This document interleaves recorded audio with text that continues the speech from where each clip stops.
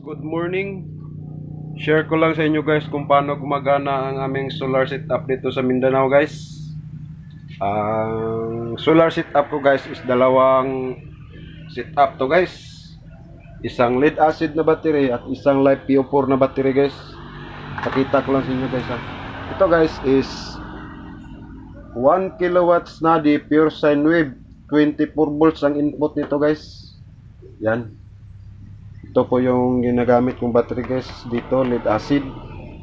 Itong controller niya guys is isisilang dahil wala tayong pang MPPT na mga charger controller kasi medyo may kamahalan din ang MPPT guys. Oras ngayon guys is alas 7:30 pa lang ng umaga guys. Maaga pa kaya maliit pang laman ng ating battery.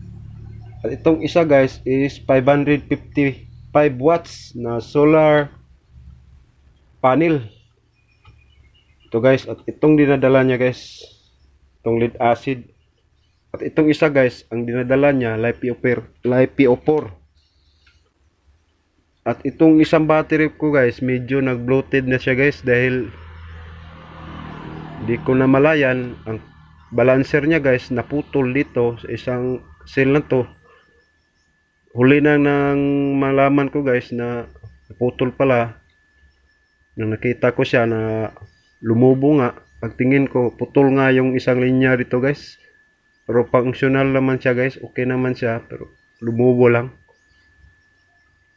At mas maganda rin tong setup na to guys. Ito guys, ito yung controller niya. Ang panel nito guys is 150 watts.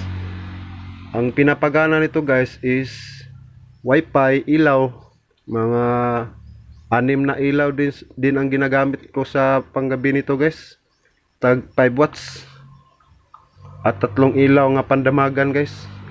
At itong inverter na 200 watts guys, dito nakakabit yan sa aking LiPo4. Walang patayan na to guys. Malapit na itong magsang taon na walang patayan guys.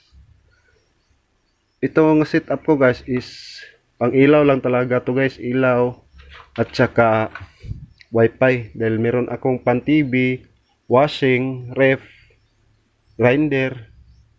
Ito guys na setup ko, itong inverter.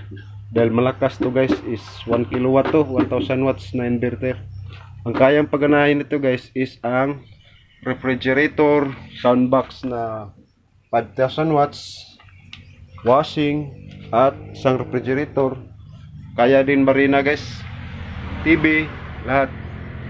Basta ang paggamit lang guys is isa-isa lang guys ha. Pwede dalawa ang washing at ref, basta malakas lang ang init, pwede dalawa kayang gamitin pandara nito. Yan, pandarin ng ref at washing magsasabay sa aking setup. Kung ako ang tatanungin guys kung alin nga ba ang magandang battery, dahil maraming nagtatanong kung maganda nga ba ang lead acid o ang LiPo4.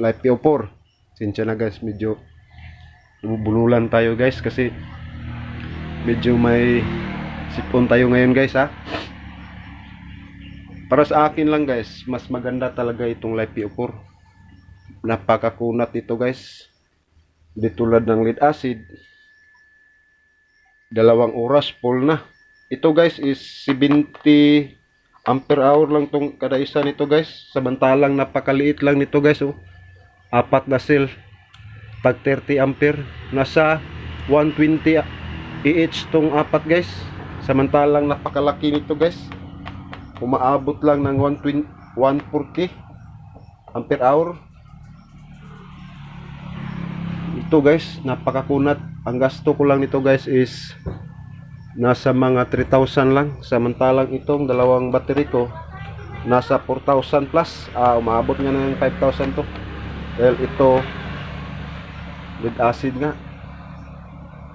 Pangit to guys. Kung magsisit up kayo na solar, ito ang mas maganda.